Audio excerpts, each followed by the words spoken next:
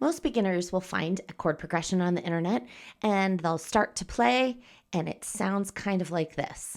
It's blocky, boring. They're not sure exactly what to do to make it sound beautiful.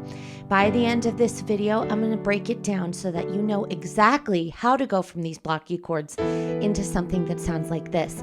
It's not going to be elusive, mysterious. It's just step by steps, and even you can play like this.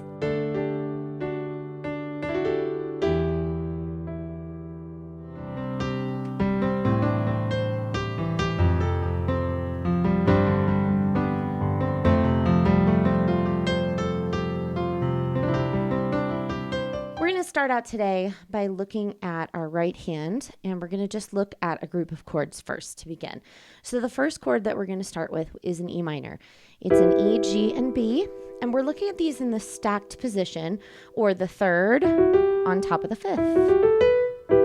And that's the stacked position or the root position. So we're going from an E minor, and then we're going to go to a C major right here. So now we move our 1, 3, and 5 finger to the C. And then we're going to go to a G major. I'll take this one down here. So this is G, B, and D. And then we're going to pop up here to the D. And the D major has an F sharp in it. So this middle note is a black note. And then we end back on our E. So because these are all root position or stacked chords, they're going to feel very similar in your hand, except for, of course, that one because it has a black note in it. But they all feel kind of similar. So let's go through one more time and just try them out. And this is where we begin, is with our chord progression. So our E minor to our C, to our G major down here, and then to our D. Now, a lot of times you could find something like that on the internet where your hands are doing something like that, or you'll find something maybe that's a good chord progression, and then you try to play it and you're like, okay, but I don't know exactly what to do now. Like, it's just kind of boring. And we stop there because we're not sure exactly what to do. So what I'm going to show you is exactly how to make something like that from the root position chords sound better, so that it actually sounds like music instead of just blocked chords between both of your hands. So now let's do the same thing in our left hand, just to get used to our left hand doing those chords as well. We're going to do our E minor to our C, to our G, and then our D with our F sharp in the middle. And we're going to now try them together. So let's just try these chords together in the boring block form.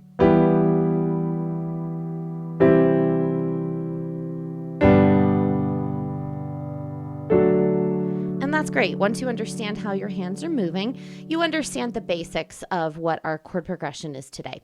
Let's go beyond that, though. The next thing I'm going to have you do with your right hand, because we're focusing on right hand melody and some different fills and riffs we can put into our right hand to make it sound a little bit better and more interesting today, we're going to now add only one more note to our right hand, and that is using this finger, which is our 2 finger every single time. So in the root position, we're using 1, 3, and 5 to make our chords. But then we're going to take our 2 finger now and we're going to put it down as well. Now, today we're using an F sharp. So every time we get to an F, you're going to do the F sharp instead. So instead of doing like that sounds really bad, we're going to now take our 2 and put it on the F sharp. We're going to just play these with our second note in here first all together. And you can hear already it sounds really pretty. Let's go through all of them. Let's go to our second one, which is C. So we have our root position. We put our 2 down. Play those all together. Now let's go to our G. Our 2 goes on the A. Play that all together. And then we go to our D, and our 2 goes on the E. So that is adding a second every time. It gives it a little bit of mystery, and already it sounds great. One of the patterns that I use a lot in my chord progressions for a root position chord is adding that second, but then I'm going to do this waterfall effect. And I like starting from the bottom to the top. All this is playing those notes individually. So for our, let's look at our E first. And we added our second here, which was the F sharp. I'm going to start at the bottom and I'm going to go to the top like that. The only one not playing is our number 4 finger. And we are going as quickly as we possibly can through that. But I want you to just practice feeling that from the bottom to the top. Okay, we're going to do that for all of them. Let's now go to our C. Do it again. And now go to our G. And now go to our D. So that I'm calling our waterfall. It would actually be kind of a reverse waterfall because we're going from the bottom to the top. But if you wanted to, you could also go from the top to the bottom. I just typically don't do that. I usually go from the bottom to the top. Okay, so now that we have that, we're going to put both hands together. And I want your left hand to be just a little simpler. So we don't have to worry about the second in the left hand. But now, instead of doing the root position chord like this, we're going to take out that middle note. So we're just going to do the two outside notes. So this is the fifth. We have an E and a B. And then we go to C and G. And then we go to G and D.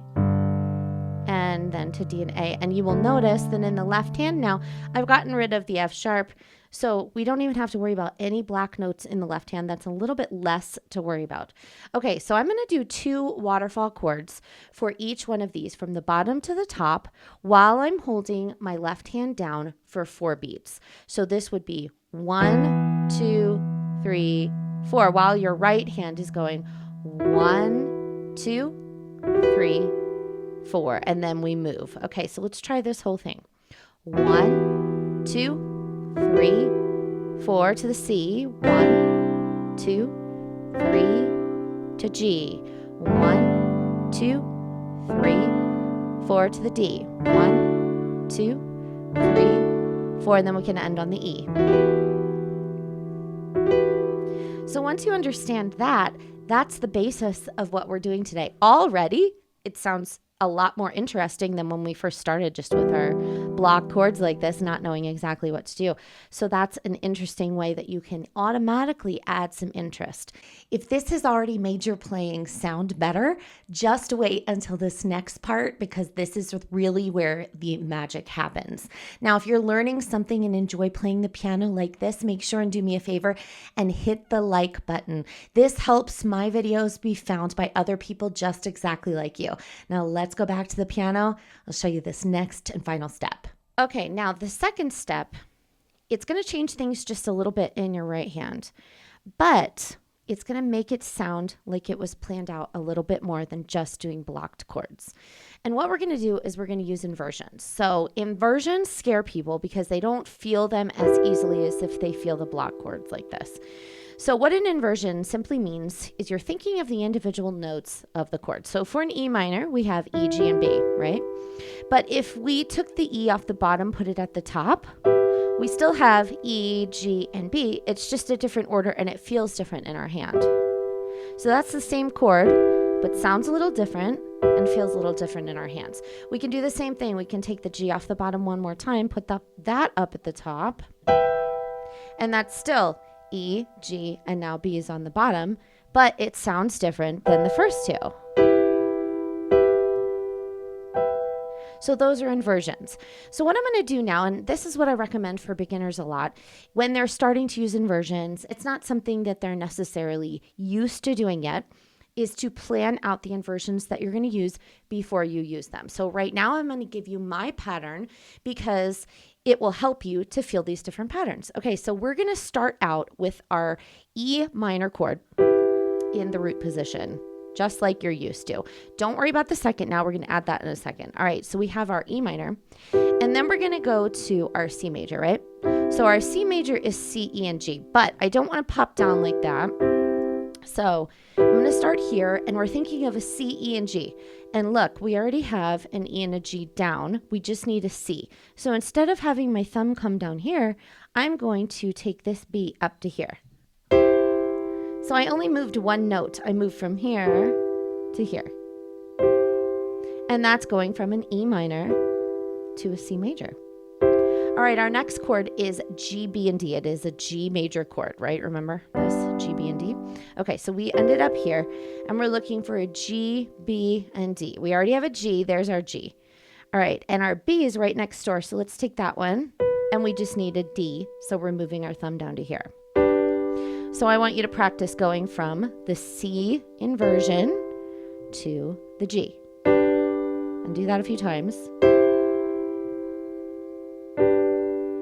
And And now let's do all three of them before we do our last chord. Okay, so we have our E minor to our C, to G, and now for our D major, we had D, F sharp, and A. We have a D already, F sharp's right here, and then A is right next door to this B. And look, that's in our stacked position again. So you can play it with any fingers you want, but you could do it like this with the 1, 3, and 5, or you can do the 1, 2, and 4, whichever's easier. Okay, so we're gonna go through this one more time. Try this with me in these inversion patterns. And remember, these are my choices that I wrote down that I want to do. You don't have to follow these, but you can. Okay, here we go. E minor to C, to G, and then to D, and then we end on E. Now in our left hand, we're going to put it together, and we're still doing the fifth in the left hand for each one of these. So now I'm going to hold these for 4 beats each. 1, 2, 3, 4, and then move to the next chord. All right, let's try this. Play along with me. 1, 2, 3 to the C. 1, 2, 3 to the G. 1, 2, 3 to the D. 1, 2, 3. Back to E. 1, 2, 3, 4. Okay, so now you understand what both hands are doing.